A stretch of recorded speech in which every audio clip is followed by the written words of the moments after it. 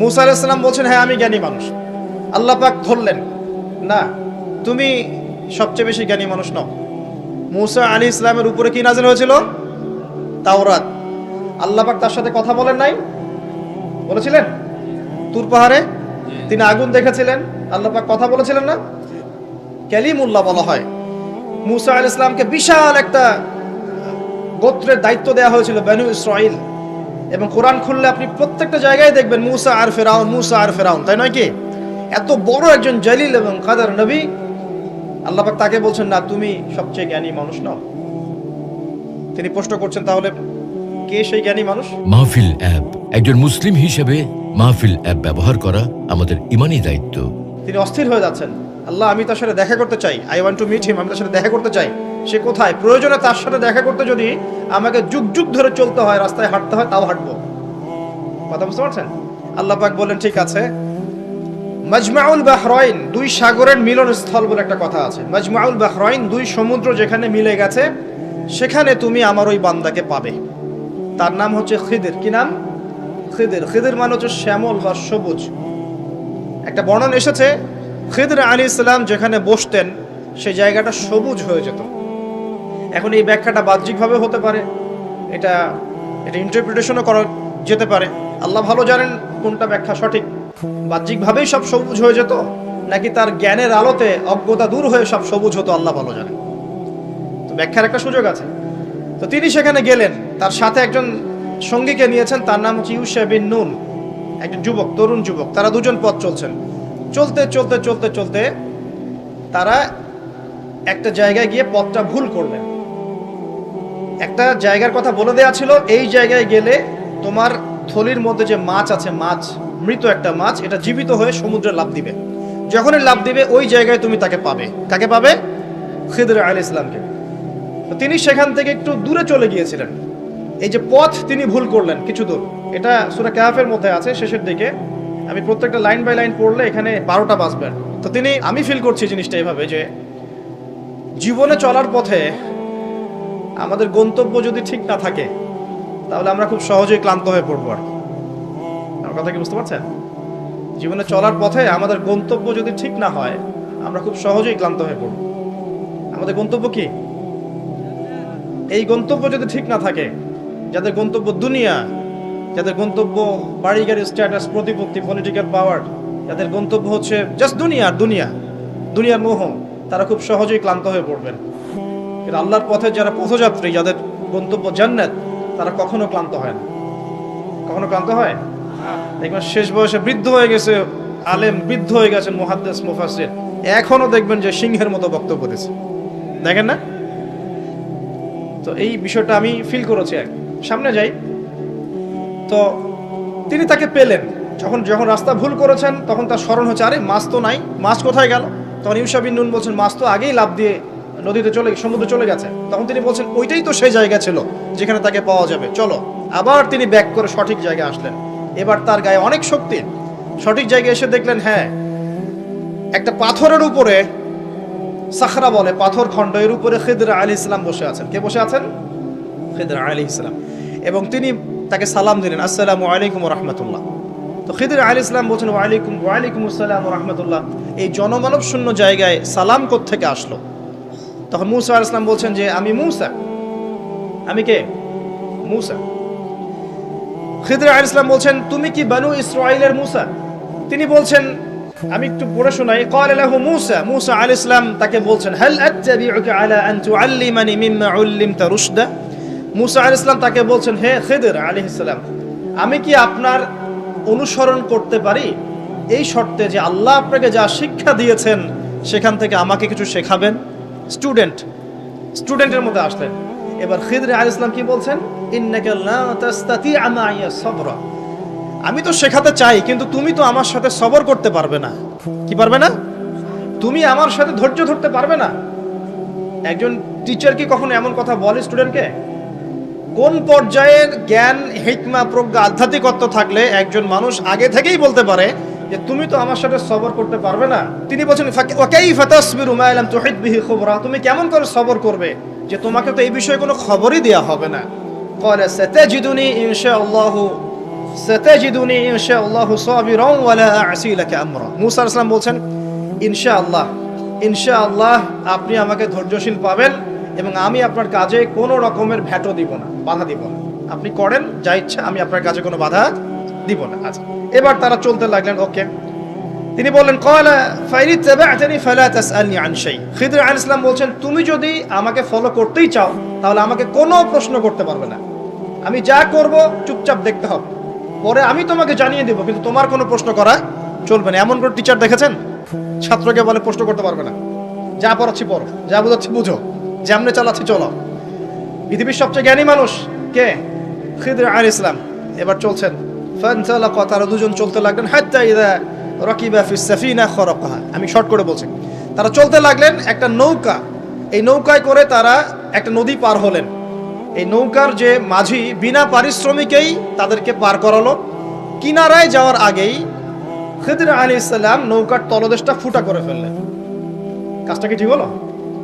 বিনামূল্যে একজন আমাকে সার্ভিস দিল এবং খিদর আলাইহিস সালাম তার তলদেশ ফুটা করে ফেললেন। মূসা আলাইহিস সালাম এবার দেখে বলছেন যে আপনি এটা কি করলেন?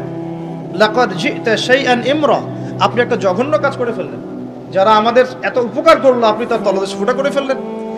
এবার খিদর আলাইহিস সালাম বলছেন আমি তো বলেছিলাম, আলাম আকুল লাক, আমি তোমাকে কি বলি নাই ইন্নাকা লা তাসতাতি'আ মা'ইয়া সাবরা, তুমি আমার সাথে সবর করতে পারবে না। এবার মূসা আলাইহিস সালাম বলছেন যে ঠিক আছে, লা তুআখিযনি বিমা নাসিত ওয়া লা তুরহিকনি মিন আমরি উসরা, আমি যেটা ভুলে গিয়েছিলাম এই বিষয়ে আমাকে আর পাকড়াও করেন না, এরপর থেকে আমি আর কোনো সমস্যা করব না ইনশাআল্লাহ। ঠিক আছে। আবার তারা চললেন, চলতে পথে এবার একটা বালকের দেখা, ছোট। ফানতালাকা হাত্তা ইযা লাকিয়া গুলামান ফাকাতালা, এবার তারা চলতে গিয়ে একটা গোলাম, মানে কি ছোট বালককে গোলাম বলে না, জান্নাতে গিলমান থাকবে না ছোট ছোট বাচ্চারা, গোলাম, তাকে ডেকে নিয়ে এসে খিদর আলাইহিস সালাম, এটা তো নৌকা ফুটা করাকে তিনি চ্যালেঞ্জ করলেন, এবার তো বাচ্চাকে ফুটা করে ফেলেছে। এবার তিনি বলছেন যে সুবহানাল্লাহ, ক্বালা আকাতালতা নাফসান যাকিয়াতান বিগাইরি নাফস লাকাদ জি'তা শাইআন নুকরা, আপনি নিষ্পাপ একটা নিষ্পাপ পবিত্র একটা বাচ্চাকে এভাবে হত্যা করে ফেললেন, আপনি তো একটা জঘন্য অপরাধ করে ফেললেন। কে বলছেন এই কথা? মূসা আলাইহিস সালাম। আবার তিনি বলছেন ক্বালা আলাম আকুল লাক ইন্নাকা লা তাসতাতি'আ মা'ইয়া সাবরা, আমি কি তোমাকে বলি নাই তুমি আমার সাথে সবর করতে পারবে না? শেষবারের মতো ক্বালা ইন সাআলতুকা আন শাইইন বা'দাহা ফালা তুসাহিবনি, এরপর যদি আমি আরেকটা কোশ্চেন করেছি তাহলে আমাকে আর সাথে নিয়েন না। কে বলছে কথা? মূসা আলাইহিস সালাম, যিনি বলছেন আমি জ্ঞানী মানুষ, যার উপর তাওরাত নাযিল হচ্ছে। এবার ফানতালাকা, তারা চললেন হাত্তা ইযা আতায়া আহলা ক্বারিয়াতিন ইসতাতআমা আহলাহা ফাআবাউ আন ইউদাইফুহুমা ফাওয়াজাদা ফিহা জিদারান ইউরিদু আন ইয়ানকাদ্দা ফাআকামা ক্বালা লাউ শি'তা লাত্তাখাযতা আলাইহি আজরা। ঘটনা হচ্ছে এই যে তারা এবার চলতে পথে একটা গ্রামে প্রবেশ করলেন। গ্রামের লোকজনের কাছে মেহমানদারি চাইলেন, পানি খাবার নাস্তা পানি কিছু হবে, কোনো মেহমানদারি পেলেন না।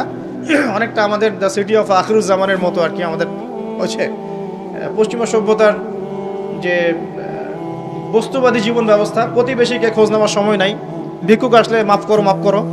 আচ্ছা না, এখন কি মানুষের উপকার করতে খুব বেশি পছন্দ করে?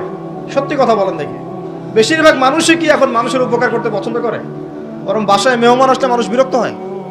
বাসায় মেহমান আসলে কি হয়? মানুষ বিরক্ত হয়, মুখে না বললেও মনে মনে বিরক্ত হচ্ছে, কবে যাবে। বাসায় গেলে জিজ্ঞাসা করে খেয়ে আসছেন না, গিয়ে খাবেন, জিজ্ঞেস করে না তো। মানুষ কিন্তু এখন বস্তুবাদী।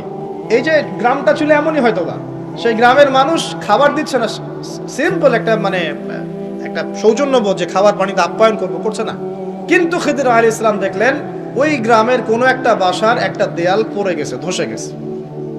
এই দেয়ালটাকে তিনি নিজের হাতে পুরো নির্মাণ করে শক্ত একটা জায়গায় নিয়ে গেলেন।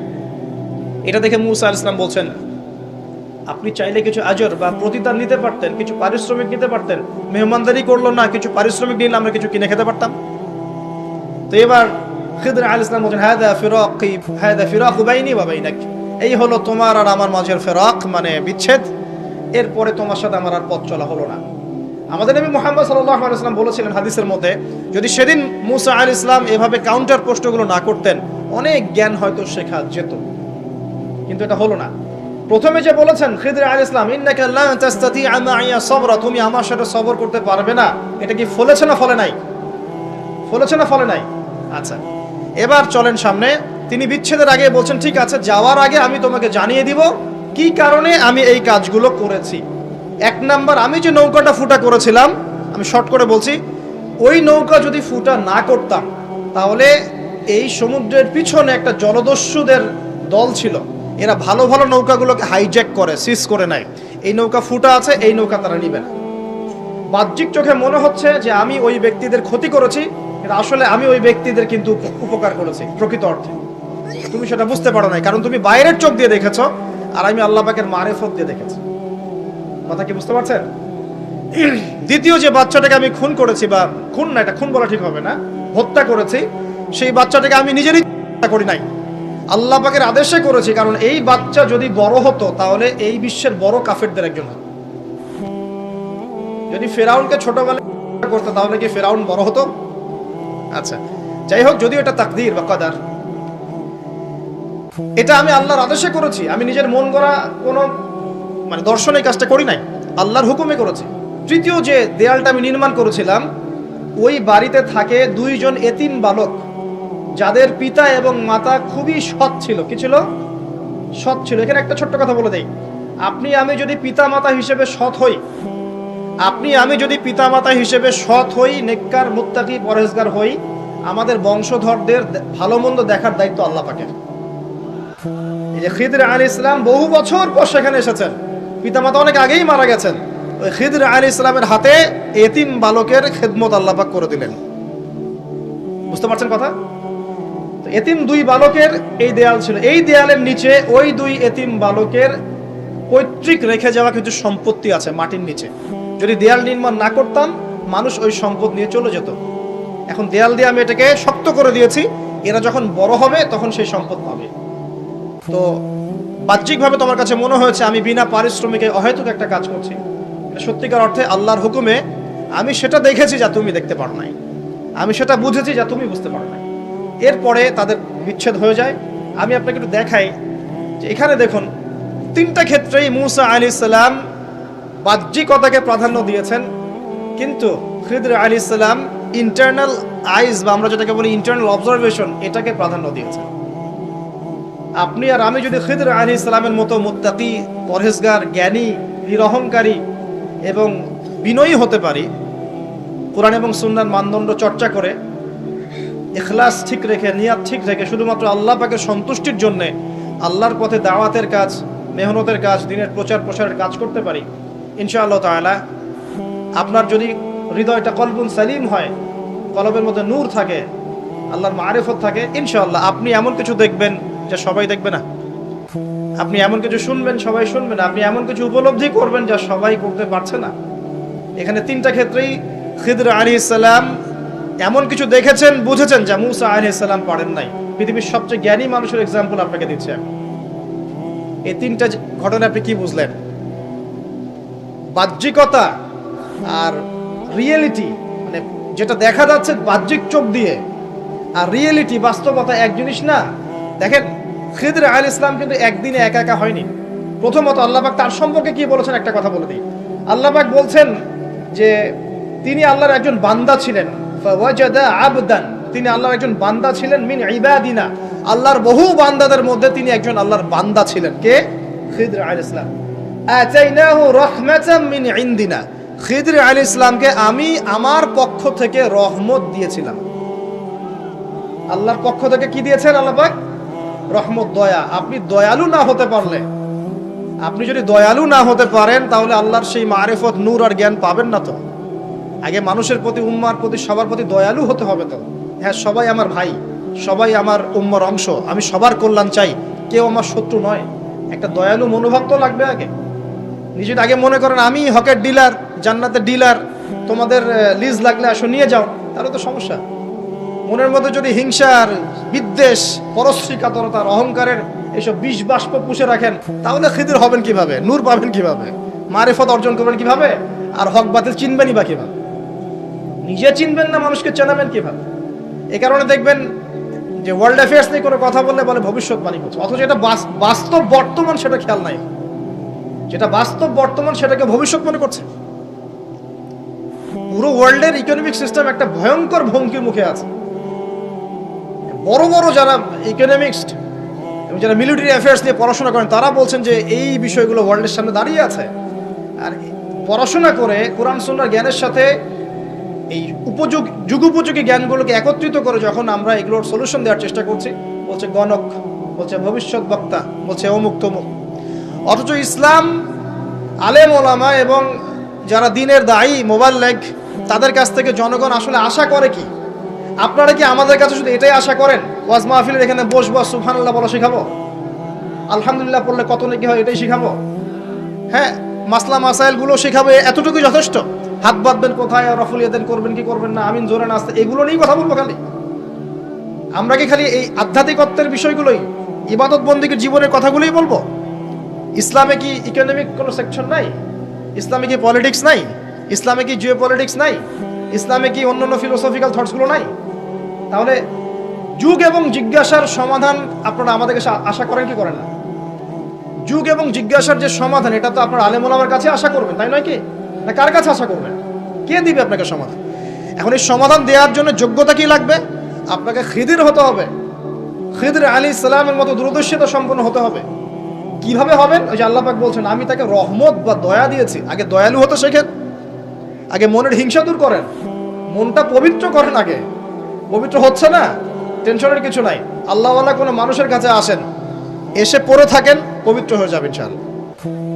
আল্লাহওয়ালা যে মানুষরা আছেন, আল্লাহর মারিফতওয়ালা মানুষরা, তাদের কাছে সোহবতে গিয়ে পড়ে থাকেন 5 দিন 7 দিন 1 মাস 40 দিন, ইনশাআল্লাহ দেখবেন আপনি অনেক কিছুই শিখবেন। সবকিছু বইপত্র পড়ে শেখা যায় না, সবকিছু বইপত্র পড়ে আর এই সার্টিফিকেটস অর্জন করে সব শেখা যায় না। কেন শেখা যায় না? আল্লাহ পাক বলছেন আতাইনাহু রাহমাতাম মিন ইনদিনা ওয়া আল্লামনাহু মিন লাদুন্না ইলমা। এই হচ্ছে পয়েন্ট। আল্লাহ বলছেন আমি খিদিরকে আমার পক্ষ থেকে জ্ঞান শিখিয়েছি। কার পক্ষ থেকে? আমি আবার বলছি ওয়া আল্লামনাহু মিন লাদুন্না ইলমা। আমি খিদির আলাইহিস সালামকে আমার পক্ষ থেকে জ্ঞান শিখিয়েছি। আল্লাহর পক্ষ থেকে তার কাছে জ্ঞান ছিল। খিদির আলাইহিস সালাম কয়টা ডিগ্রি অর্জন করেছেন? কয়টা সার্টিফিকেট? কোন কোন স্কুল কলেজ ইউনিভার্সিটি? তিনি কি হার্ভার্ডে পড়েছিলেন? তিনি কি কেমব্রিজে পড়েছেন? আমাদের প্রাচ্যের অক্সফোর্ডে পড়েছেন? তো এখানে পড়েও খিদির হতে পারছি না কেন? তাহলে সমস্যা কোথায়? তার মানে জ্ঞান শুধুমাত্র প্রোটেস্ট্যান্ট ভার্সনে সার্টিফিকেটস অর্জন করা নয়, আর বইপত্রের খালি লেটার্সগুলোকে মুখস্থ করাই নয়, এগুলোই জ্ঞান নয়।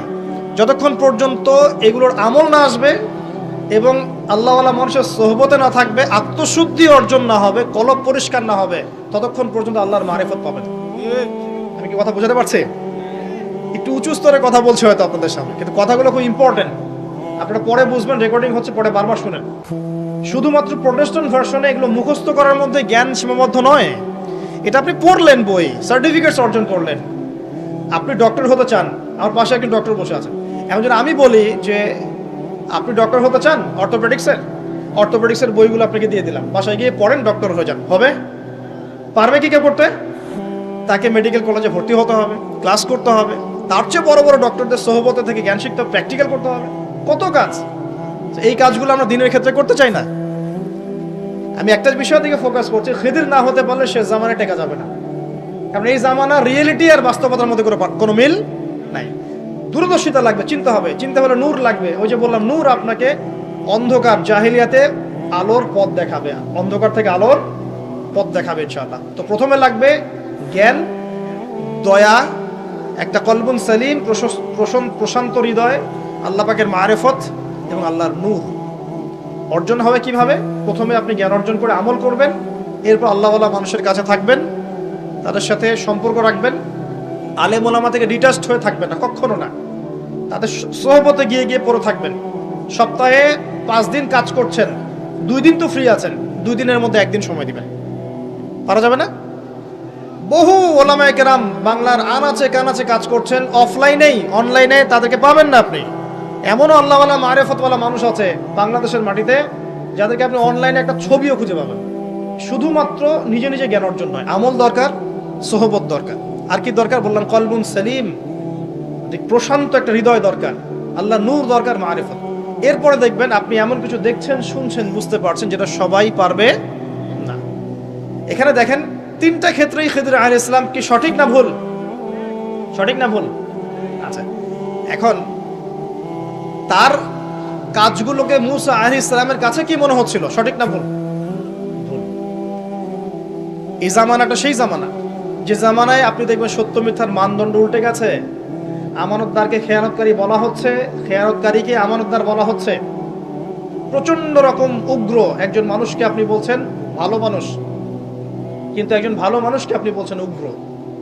প্রচন্ড রকম জালেম একটা সভ্যতাকে আপনি বলছেন একদম বিশ্বের সবচেয়ে উন্নত সভ্যতা, কিন্তু আদতে তারা বিশ্বের সবচেয়ে নিকৃষ্ট সভ্যতা। বাহ্যিকভাবে আপনি দেখছেন ইকোনমিক প্রোগ্রেস, আসলে দেখছেন ধসে যাচ্ছে। বাস্তবতা হচ্ছে এটা ধসে যাচ্ছে। আপনি দেখছেন নারীর অধিকার একদম, আদতে নারীরা জাহান্নামী হচ্ছে বেশি বেশি। বাহ্যিকভাবে দেখছেন যে পোশাক চেঞ্জ হয়ে যাচ্ছে, ছেলের পোশাক মেয়ে, মেয়ের পোশাক ছেলে, তাই না? এটা শুধু বাহ্যিক পোশাকেই হচ্ছে না, এটা আপনার সমাজের ফাংশনাল রোলটাও চেঞ্জ হচ্ছে।